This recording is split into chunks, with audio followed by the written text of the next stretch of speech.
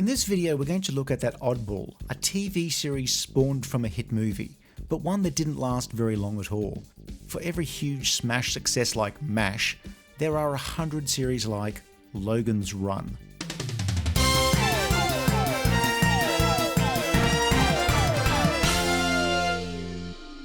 Logan's Run was originally a book and then a 1976 movie starring Michael York and Jenny Agutter. Click on the link for our review.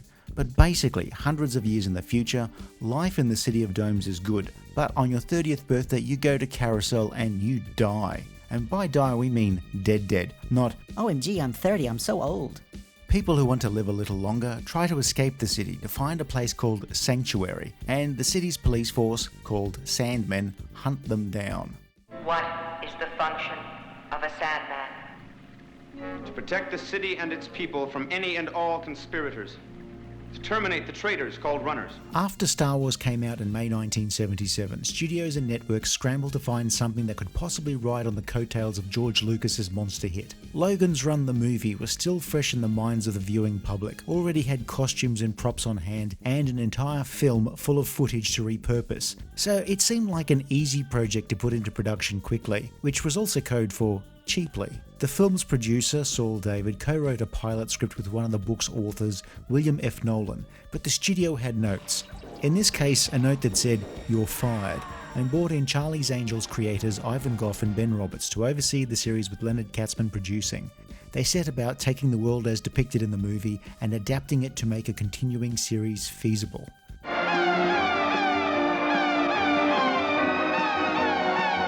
This TV series very quickly establishes Logan as a Sandman who has doubts about the social contract for life in the City of Domes. Francis, have you ever seen anyone renewed? And decides to run himself with Jessica, who he's just met while she's attempting to help other runners. We're both runners now. So when I said quick, I meant very quick. They do in 10 minutes what took the film an hour to do. Very soon they're out of the city and very quickly find a car and then another companion, the android Rem, and they set off on adventures to find Sanctuary. Doesn't compute. Francis doesn't follow Logan out of obsession as he did in the movie, but here it's out of self-preservation. In this version of Logan's Run, the city is run by a hitherto unseen council of elders, and they task Francis with capturing Logan and Jessica in exchange for Francis being allowed to join the council as one of the city's rulers and grow old. And I've just realised that most of the young cast in the show are technically baby boomers. Logan is played by Gregory Harrison, who I cannot for the life of me separate from his later role of Gonzo from Trapper John MD. There, you see? It's the thought turned into reality, the dream come true. He's not as charismatic here as Michael York, and he seems a little stiff. But since this was a time when people in non-contemporary sci-fi series spoke very theatrically and not particularly naturalistically, he gets a pass. But hey, it's Gonzo. He also saved our lives. And maybe for his own purposes, but we are alive. We can't just leave him to die. Heather Menzies was probably best known at the time as one of the Von Trapp kids in The Sound of Music, and she plays an empathetic Jessica. In the City of Domes, you must die when you reach 30. We didn't want to die, so we ran. The leads have the same issue a lot of movie-to-TV adaptations suffer from. The TV cast often feel, smaller than their movie counterparts. Logan is a runner. He came with me. A Sandman, a runner? Rounding out the trio is a new creation, Rem, played by veteran character actor Donald Moffat. An android. Thank you, sir, for not saying a robot, as some have done. He's really good as a 1970s prototype for Data from Star Trek The Next Generation. A mechanical man? Well, I don't clank, if that's what you mean. Though he does an excellent line in Smug Pride and is probably the series' best addition to Logan's Run canon. So yes, there is a Logan's Run canon. It's not a very big canon and probably fits on a floppy disk, the same one that already holds your episode guide to Babylon 5 up to Season 3 and your Xena Warrior Princess fanfiction. There are times that I think of them and feel sorry for them. There are also a bunch of guest stars like a young Kim Cattrall, but also ex-Von Trapp kids like Nicholas Hammond or Lost in Space's Angela Cartwright. And now you're making small talk. The series has adventures that feel very close in spirit to that of the original Star Trek series, and even shared some of the same writers. But aesthetically, it looks closer to the late 70s Buck Rogers series. Importantly, Logan's Run is never tongue-in-cheek, it's always very earnest. It's also aimed at a family audience, so Carousel is people dissolving in a light show rather than exploding. The Sandman guns now have a stun setting, and the series in general is very chaste, with about as much sex as an episode of Mr. Rogers' Neighborhood, apart from that one banned one where Mr. Rogers went to Burning Man. And Logan and Jessica are just good friends who care for each other, but are not a couple. There was none of that. That was right out. Maybe that's why Logan is so uptight.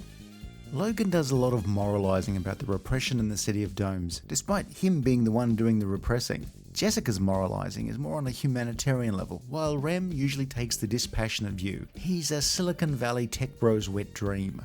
Logan's Run is a curious tale about rebellion that's caught in an age where you really couldn't develop certain aspects of the story in case that mucked up a broadcaster's ability to show the series in any order. Viewers, that was the final episode of Logan's Run. Tomorrow night at the same time, the second last episode of Logan's Run.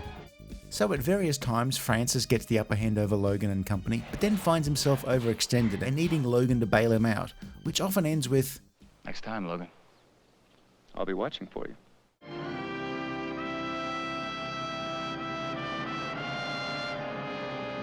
Throughout the pilot, there's this really nice piece of music on the soundtrack that is the theme tune for the show. It could have been one of the great sci-fi theme tunes. And then on the weekly series,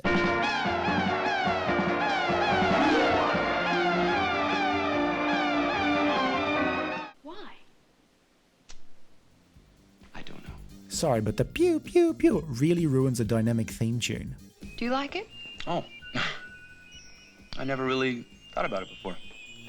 Logan's Run, the series, ran on CBS from September 1977, but only lasted 11 episodes before being cancelled, with 3 episodes unaired. Sci-fi in non-contemporary settings are always expensive, like an Uber on New Year's Eve, so the ratings could never justify the cost, which is something that killed almost every other network television science fiction series. How does Logan's Run hold up? I think reasonably well. So I'm sure you can understand why we can't rely completely on your opinion. I found that it's a fun adventure that tries to do a lot in its 14-episode run, which could possibly have indicated they were running out of steam. There are interesting takes on familiar science fiction tropes. You know, we meet a child living alone with superpowers, a society where everyone is split into negative and positive versions of themselves, aliens kidnapping humans all over the shop, a haunted house episode, a murder mystery based around a dilemma about which 6 infected human sleepers will receive the 3 remaining doses of a serum that will cure them. And you were the people who were going to build a new world. Several episodes about mental attacks, and one where Rem falls in love.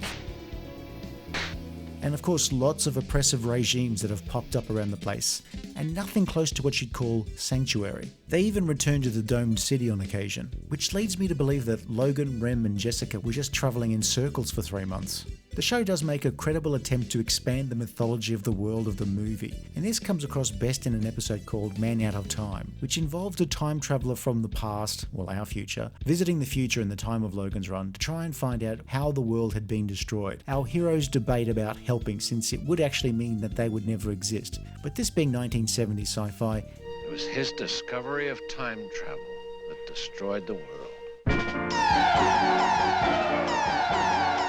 what was missing was my belated spec script where Logan and Francis race each other's space Priuses, Rem turns evil and kills Francis, or the one where Jessica wears pants on a cold day. Logan's Run was pre-shipping, but I'm sure a good number of viewers were hoping against hope for some form of hookup. But the only fan fiction I can find all involves Rem having an enormous dong. Always long enough for our purpose. I'm not denigrating the series, but if you wanted to try and create the ultimate parody of a popular science fiction from the 1970s, but not directly ape the designs and characters of Star Wars or Star Trek or Galactica, just the feel, it would probably look like Logan's Run. Even if you've never seen it, it feels familiar in a very warm sort of way.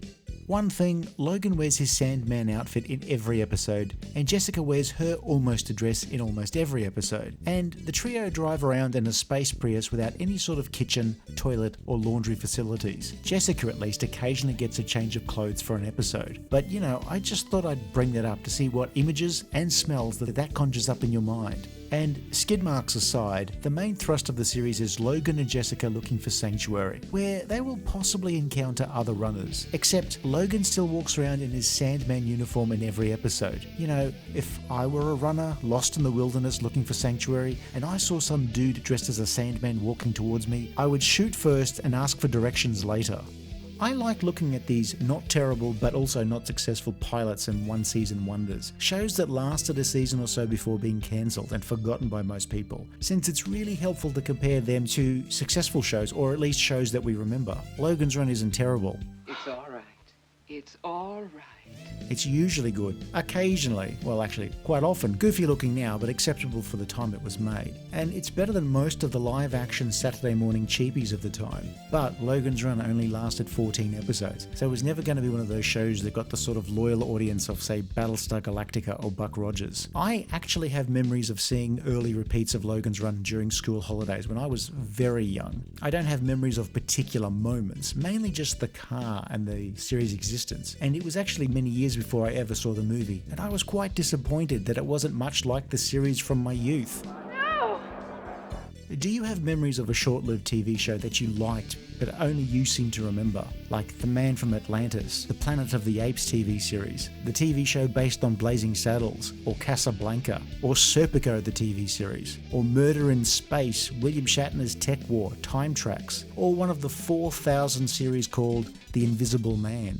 Leave a comment, we may just review a few of them from time to time.